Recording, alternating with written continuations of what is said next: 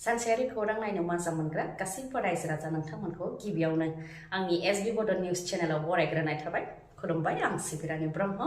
बे चेनेलनि गेजेरजों सानफ्रोमबो सानसेयारि खौरांखौ फोसावनाय जायो। नोंथांमोना बे चेनेलनि गेजेरजोंनो गोनां सानसेयारि खौरांफोरखौ मोननो हागोन। थुदो बिदिब्ला खौरां आवरायनायखौ जागायजेननोसै।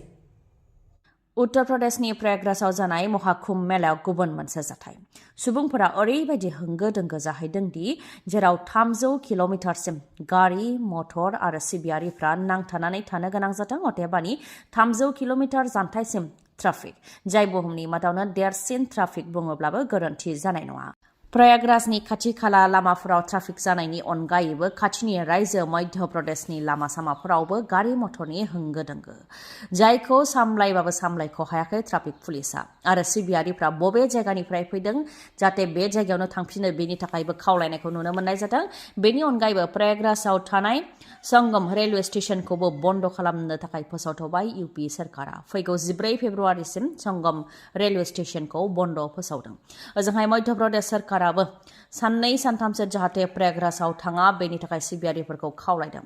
फोरमायथिनो गोनांदि महाकुम्भ मेलाया थांनाय 13 जानुवारिनिफ्राय जागायजेनदोंमोन आरो 26 फेब्रुवारिसिम थागोन, जेराव महादेब बा सिबियारिफोरजों लोगोसे साधु सन्यासिफोरा बे मेलायाव दुगैहैदों। सरासनस्रा सिबियारिफोरनि अनगायैबो राजखान्थिनि गेदेर दैदेनगिरिफ्राबो महाकुम्भ मेलायाव थांनानै दैयाव दुगैहैनायखौ नुनो मोननाय जादों आरो बेबायदिनो भारतनि अनगायैबो गुबुन हादरनिफ्राय सुबुंफोर फैनानैबो इउपिनि प्रयागराजआव जानाय महाकुम्भ मेलायाव बाहागो लाफैदों, जायनि जाहोनाव लाख सुबुंफोरजों होंगो दोंगो जादों महाकुम्भ मेलायाव।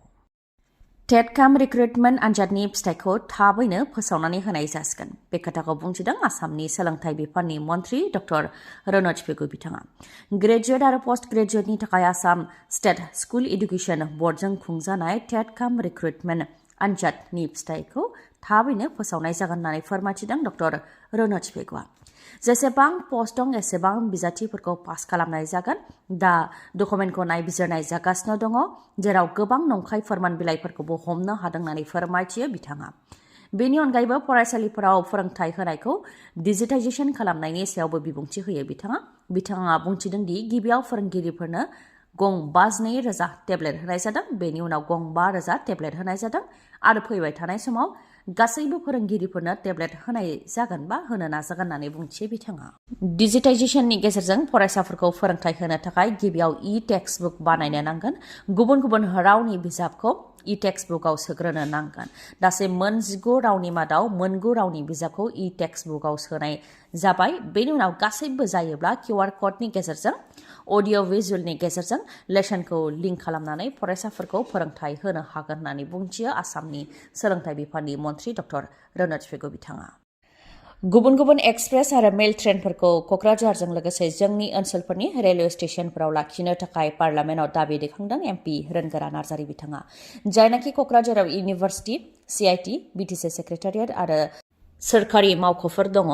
बेफ्राव गोबां सुबुंफोरानो गुबुन खामानि लानानै फैयो, नाथाय गोबां ट्रेनफोरखौ क'क्राझार रेलवे स्टेशनाव लाखिनो थाखाय सुबुंफोरा जेंना मोननो गोनां जायो होननानै फोरमायथिदों बिथाङा। बेनिखायनो क'क्राझार रेलवे स्टेशनाव Lohit express, Saraighat express, Jammu Tawi express, झान्सा एक्सप्रेस आरो गुबुन एक्सप्रेसफोरजों लोगोसे मेल ट्रेनफोरखौ लाखिनांगौनि थाखाय दाबि दैखांदों। लोगोसेनो गसाइगावआव north east express, Kamrup express, Vivek express, Bengaluru express आरो दांथलाव बङाइगाव NGP एक्सप्रेस, बेबायदिनो बासुगाव, फकिराग्राम, सापतग्राम, खैराबारि, माजबाद आरो गुबुन रेलवे स्टेशनफोराव रेल लाखिनांगौनि थाखाय दाबि दैखांदों एमपि रेनगोरा नार्जारि बिथाङा।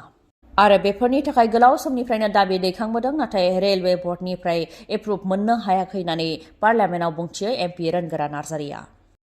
बर' बिमा गौथुमा दुलाराय बर' फरायसा आफादनि मददजों गुबुन जिल्लायाव प्रटेस्ट रेलि लादों। समाजनि माखासे आयेन बेरेखा खामानि बा समाजनि हेंथा खामानिफोरखौ लानानै गोख्रों जादों बर' बिमा गौथुमा। बिथांमोना फोरमायथिदों दि माखासे इउनिसेक्स सेलुनफोराव गाज्रि खामानि जानायनि सोमोन्दै खौरां फैबाय थादों आरो बेफोरनि लिस्टबो दङ। बेनिखायनो जायफोर इउनिसेक्स सेलुनफोराव पर्दानि उनाव गाज्रि खामानि जायो बेफोरखौ जाहाथे बन्द खालामो, बेनि थाखाय गोख्रोङै बुंथियो बिथांमोनहा। लोगोसेनो जायनाखि फरायसा फरायसाफोरनि आनजाद फैगासिनो दं बेनिखायनो पुजा मेला बा गोबां सोदोब होनानै दामनाय देनाय जौ जुवा गेमलिं बेफोरखौ जाहाथे बन्द खालामो बेनि थाखाय बुंथिनायजों लोगोसे ड्राग्सनि सायाव जाहाथे प्रशासना गोख्रों जायो बेनि सायावबो बुंथियो। बेनि अनगायैबो गामि खाथिनि लामा सामाफ्राव रिजर्ट धाबा जौनि गला बेफोराव जाहाथे उन्दै गथ'साफोरनो जौ होआ बेनि थाखाय बुंथियो आरो पुलिसा जाहाथे पेट्रलिं होनायाव गोख्रों खालामो मानोना सिखाव दाखायत बायदिफ्रा बांनायनिफ्राय बांदों बेफोरनि सायावबो गोख्रोङै बुंथियो आरो बर' सिख्लाफ्रा गुबुनाव बुथारहैजानाय बर' आइजोफ्रा गाज्रि रिल्स बानायनाय बेफोरनि सायावबो सांग्रांथि होयो बर' बिमा गौथुमा। जानो गोनां HSLC आरो HS आनजादनि थाखाय माखासे नेम फोसावदों।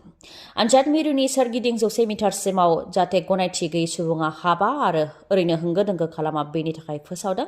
बेनि अनगायैबो फरायसा बा अथराइज्ड सुबुंफोरनि अनगायै 3 बा बेनि बांसिन जाहाथे सुबुं थुबुर जाया। गनायथि गैयै मुवा बेसाद मबाइल घड़ी केलकुलेटर आरो जायखिजाया इलेक्ट्रनिक डिभाइस जाहाथे लाङा बेनि थाखाय बुंथिदों। बेनि अनगायैबो आनजाद मिरुनि 100 मिटारसिमाव जाहाथे रावबो लाउड स्पिकार हाई भलिउम बा बमा बेफ्रुहोआ बेनि थाखाय बुंथिदों आरो आयेन बेरेखायै जाहाथे गारि मटरफोरखौ दोना बेनि थाखायबो बुंथिदों। बेफोर नेमखौ सोरबा फालियाबा बेनि हेंथा गोख्रों राहा लानाय जागोन होननानै फोसावदों आरो हायार सेकेन्डारि आनजाद जोबजासे बे नेमा थागोन। गलाघाटनि डिस्ट्रिक्ट मेजिस्ट्रेटनिफ्राय बेखौ फोसावदों। गोजोनथाव रादाब पार्लियामेन्टआव दानिया बर' रावजों बुंनो हासिगोन बेनि थाखाय गनायथि होबाय लकसभानि बुंथिगिरि ओम बिरलाया। थाखानाय मोन 10 रावाव पार्लियामेन्टआव बिबुंथि होनो हानायजों लोगोसे आरोबाव मोनद' रावाव बिबुंथि होनो हासिगोन। सिगांनि समाव हिन्दी इंलिसनि अनगायै एसामिस बेंगली गुजराती कानाडा मालायालम माराठी उड़िया पान्जाबी तामिल आरो तेलुगु बे मोन 10 रावाव बिबुंथि होनो हायोमोन। दा बड' डगरी मैथिली मणिपुरी उर्दू आरो संस्कृति बेफोर रावजोंबो बिबुंथि होनो हासिगोन मानोना पार्लियामेन्टआव बेफोर रावखौ दानस्लायनानै होनायनि राहा होनाय जासिगोन बा थासिगोन होननानै बुंथिदों। मोन 16 रावाव बिबुंथि होनो हानायनि अनगायैबो पार्लियामेन्टआव 80 फारियाव जायगा मोननो हानाय आद्रा रावफोरावबो बिबुंथि होनो हानायनि राहाखौबो लानाय जागोन होननानै बुंथिदों ओम बिरला बिथाङा आरो बुहुमनि मादाव भारतनि लक सभायावल' बेबायदि गुबुन गुबुन रावजों बिबुंथि लाखिनो हायो आरो बेखौ लानानै बुहुमनि पार्लियामेन्टफोरनिफ्राय बाख्नायदों होननानैबो फोरमायथियो लकसभानि बुंथिगिरि ओम बिरलाया। नोंथांनि मेगनाव जेंना जादों नामा? जुदि जेंना जादोंब्ला आरो नोंथाङा मेगननि मोजां डक्टर नागिरदोंब्ला नोंथांनि थाखाय मोजां खौरां। बङाइगावनि आइ हस्पिटालाव फैगोन सिनियर आइ स्पेशलिस्ट डक्टर प्रबिन बसुमतारी। बिथाङा एम्स निउ दिल्लीनि बारग' SR RPC आरो दिल्ली GNCTनि बारग' आइ कनसालटेन्ट। डक्टर प्रबिन बसुमतारीनि अनगायैबो मेगननि डक्टर आशराफुल आलम आरो डक्टर मेघाली शर्माखौबो बङाइगावनि आइ हस्पिटालाव नोंथांमोनहा मोननो हागोन। लोगोसेनो कम्पिउटार पेकनि गेजेरजों केटारेक्ट सार्जारि खालामनो हागोन जेराव जेबो सानाय गैयालासे सुथेनाय गैयालासे आरो गोख्रैनो गाहामाव फैफिननायखौ नोंथांमोनहा मोननो हागोन। आबुं थङा जाहैबाय बङाइगाव लवार आसाम हस्पिटालनि उल्था दिगाव बास स्टेन्डनि साखाथियाव। फुंनि 10 रिंगानिफ्राय मोनाबिलि 7 रिंगासिम मेगननि डक्टरखौ मोननो हागोन बे बङाइगावनि आइ हस्पिटालाव। माबाफोर सुलुं लानो गोसो दंबावोबा नोंथांमोनहा 6900949900 बे नाम्बाराव खौरां लाहरनो हागोन। खौरांखौ जोबजासे खोनासंनायनि थाखाय गोजोन्थों। नोंथाङा दासिमबो आंनि SB बड' निउस चेनेलखौ साबस्क्राइब खालामनानै लायाखैबा साबस्क्राइब खालामनानै लानो हागोन लोगोसे बेल आइकनखौबो क्लिक खालामनो हागोन जाहाथे आं खौरां फोसावनाय लोगो लोगोनो नोंथांनाव गिबिसिन खौराङा सौहैयो। गोजोन्थों।